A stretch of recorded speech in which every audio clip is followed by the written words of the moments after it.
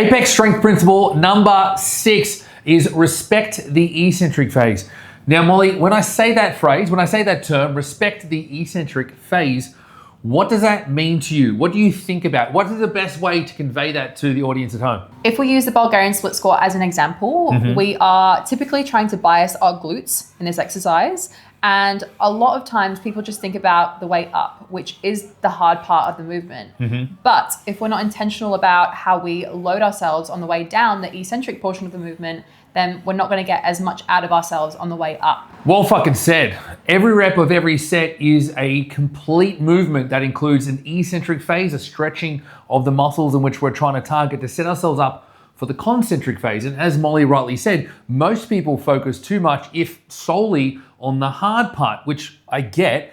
But in order to be as effective and as efficient and as safe as possible in that hard part, it's respecting the way down, how you're positioned, how you're loaded, the timing that you perform the movement by, to ensure that the hard part is as easy as possible. Now, Molly's already set herself up in the right position for herself to demonstrate the Bulgarian split squats as well as she can. And what she'll do is she'll show us a few repetitions of doing it really, really well, because that's what she does best, but then also demonstrate how to do it poorly and what to look out for from a visual representation standpoint to ensure that we are loading ourselves as effectively as possible and respecting the eccentric phase, as is the principle today, to ensure that the concentric phase can be as effective as it can be. So Molly, start from the top for me, because that's where the movement begins.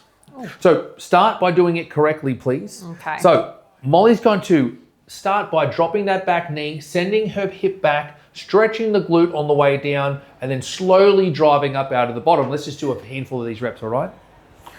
What this does, by going slow on the way down, gives her time to think about where she is, respects the eccentric phase as much as she needs and wants to ensure that the following concentric phase is as well performed as it can be. Your body doesn't give two single fucks as to what you want out of an exercise. It wants to make whatever you tell it to do as easy as possible. And if you allow gravity to do the work that we want our muscles to be doing, yes, performing the movement going down will be easier.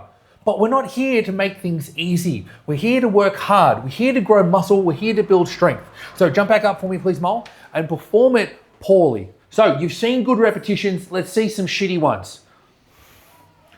Shittier. Molly is so good at performing these exercises that she doesn't even know how to perform them shitty. Okay, stop for a second. That's still not that bad, okay? I need, get out of the way. Get out of the way. When it comes to performing exercises shitty, I'm your guy, right? Just dumping into the bottom, dumping into the bottom, dumping into the bottom. That lack of eccentric control and lack of eccentric respect means that you may get through the repetitions easier.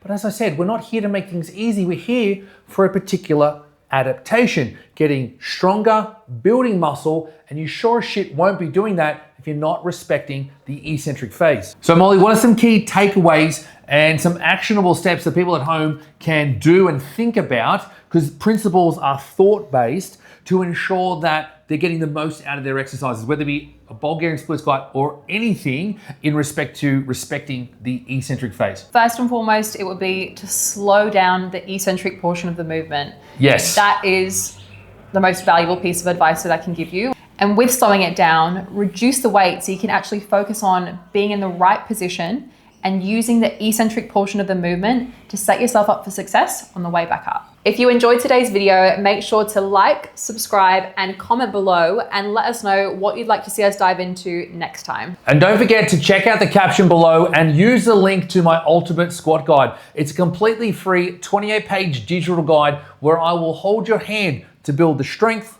confidence, and skills that you need to master the squat and get strong as fuck.